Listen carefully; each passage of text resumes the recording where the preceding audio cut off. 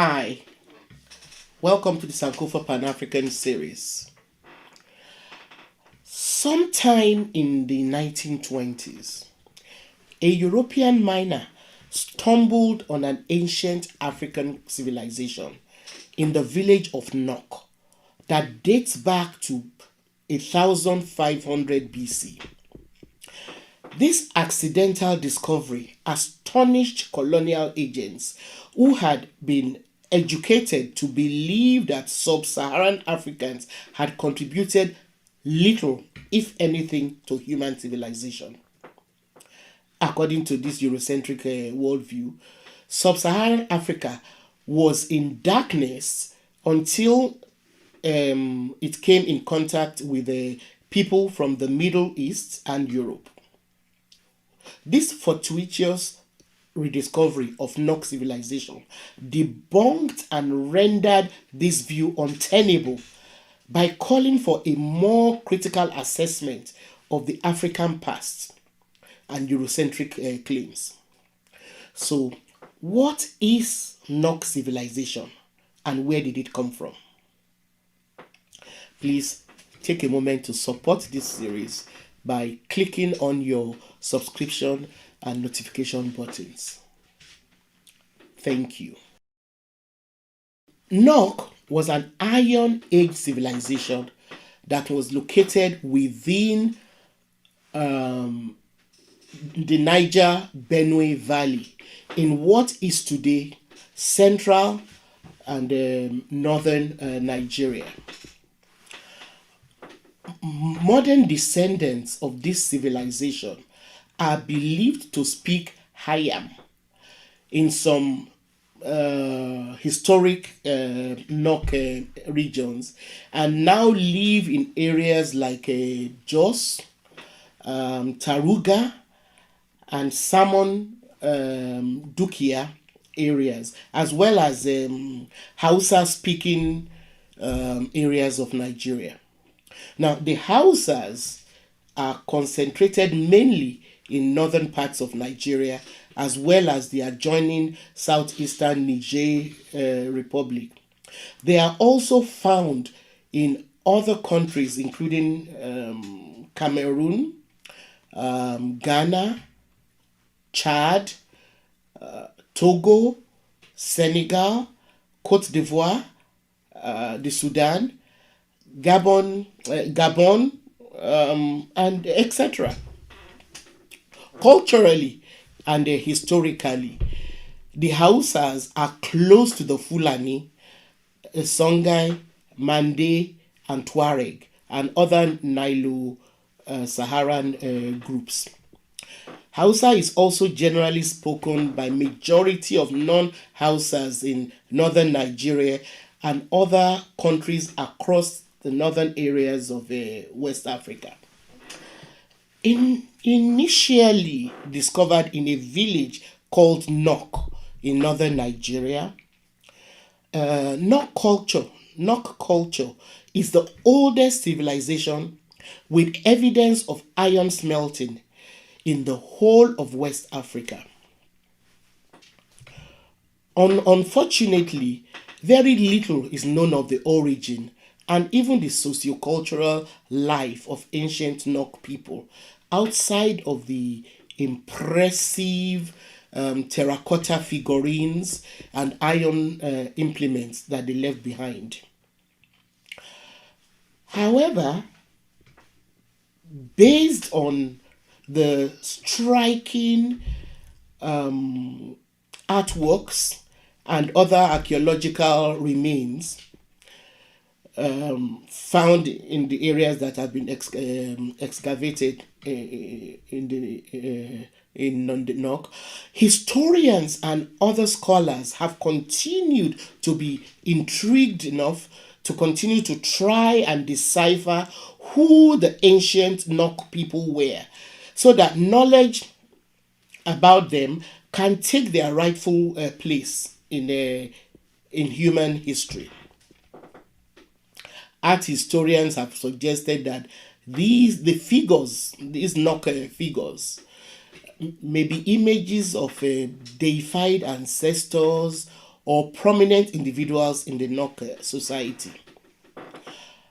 But before delving into the artistic achievement of the Nok culture, it is necessary to stress the importance of iron technology and its effects on the development of human civilization and history.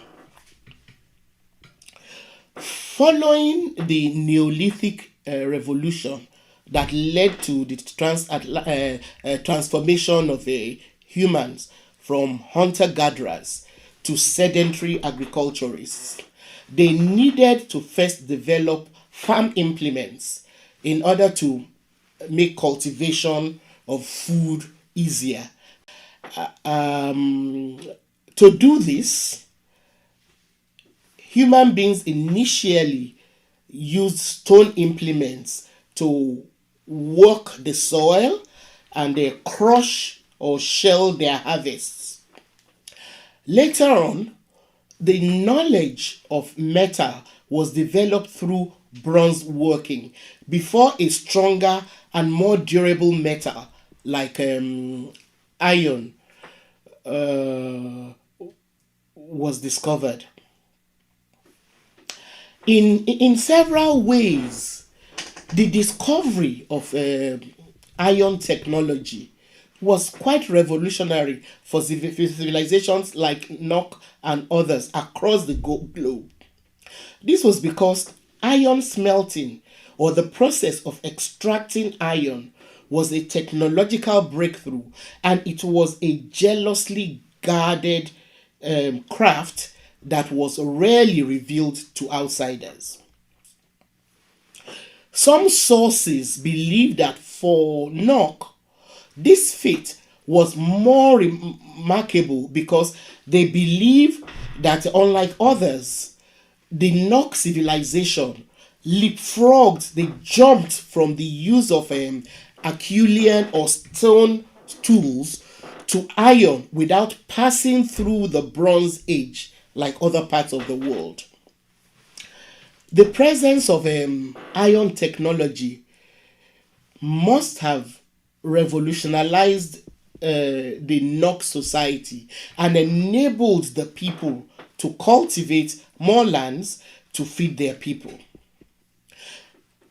It is believed that some of these agricultural surpluses were sold through the trans-Saharan trade routes in exchange for salt and other needed goods that were not readily available in their immediate environment. It is also believed that the presence of iron technology enabled Nok rulers to expand and dominate other people as far as Makurdi, Abuja, which is now and also Abuja, which is now Nigeria's capital territory, and the Jos Plateau area. The expansion of the kingdom brought it in contact with other indigenous people across areas of modern Nigeria. Some scholars have even gone so far as to suggest that archaeological evidence point to the influence of Nok on Igbo-Ukwu civilization and Ife culture as well. And these are in southern Nigeria. The sophistication of Nok terracotta, of the Nok terracotta arts, has also led some scholars to believe that an older, yet to be discovered tradition must have preceded Nok culture. Like I said earlier, it's been suggested that the Nok terracottas have some sort of affinity or relationship to later portrait arts, such as the Ife and those found in Igbo-Ukwu. It is this same kind of thinking which prompted historians like Fag to suggest that the Nok people may be the ancestors of most groups in present-day Nigeria. However, these claims have not been sufficiently proven. It is also, but it is what is inconceivable is the idea that the terracottas of the Nok culture were produced by a backward community. That idea is just totally nonsensical. Because it is apparent that Nok terracottas belong to an early African civilization, which is as yet to be fully discovered, because much of it is still buried underground. So some of the settlements which have been excavated show impressive architectural remains pointing to a certain kind of large-scale teamwork. Equally significant is the breathtaking artworks of the Nok, which the civilization is better known for.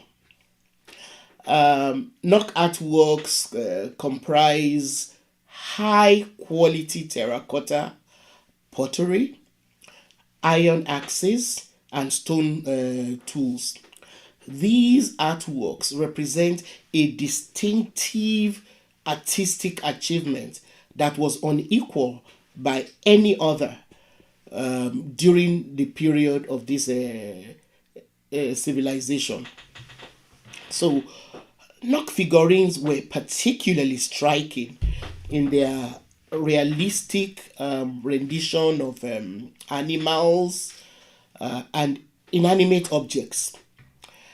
And also the fact that these artifacts survived in alluvial deposits in the tin mines till the time when they were discovered is a testament, to the high quality of these artworks and the artifacts. The most characteristic artifacts,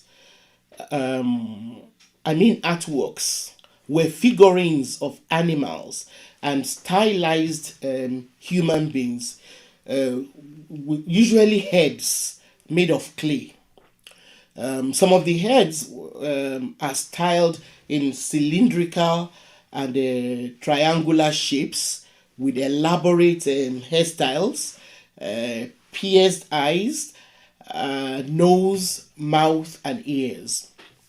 Other remains of the artifacts of the Nok culture include iron tools, stone axes, and the other stone tools and stone ornaments.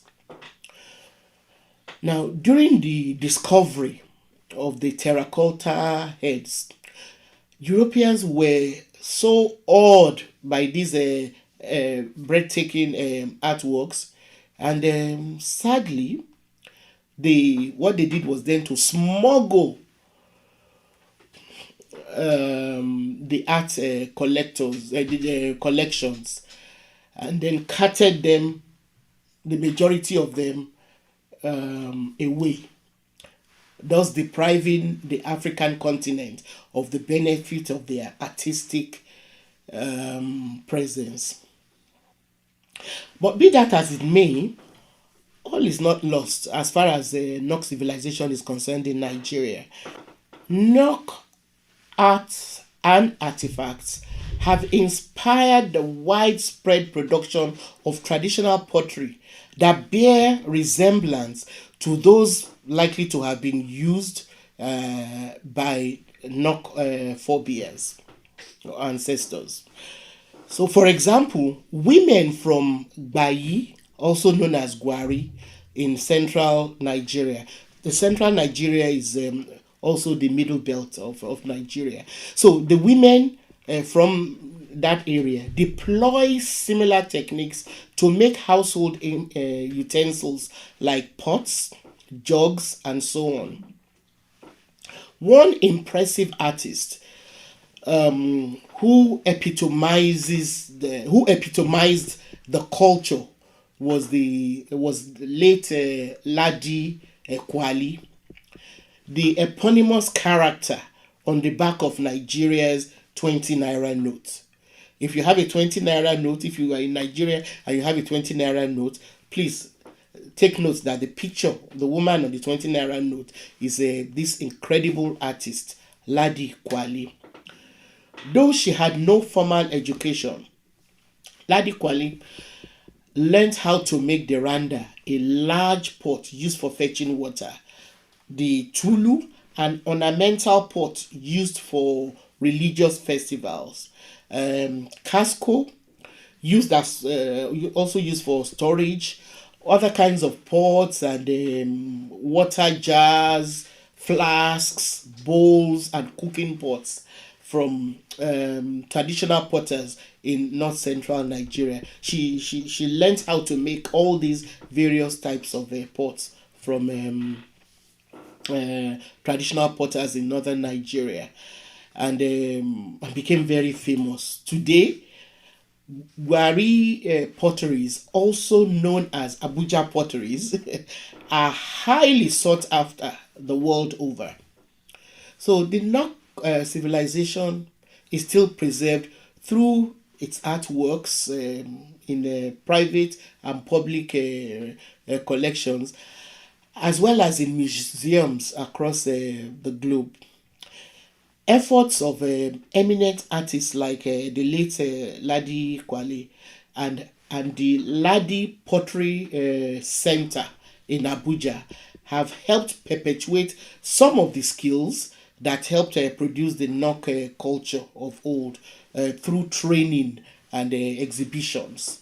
Notwithstanding, more still needs to be done for Africans to get the financial and artistic credit for the original collection looted from the continent during the British occupation of Nigeria. European art collectors are morally bound, not just art collectors, all well meaning Europeans are morally bound to label and give proper credit to and to expedite the process for the repatriation of the stolen arts and artifacts to where they belong. Thank you very much for watching the Sankofa Pan African series. Please continue to engage us on our community platform by sending your comments and questions. Also, remember that we may not always have the answers to all the questions asked, so please share your knowledge and information with us and others. And also, don't stop sharing our videos. And of course, we need you to continue telling your contacts about this channel. See you next time.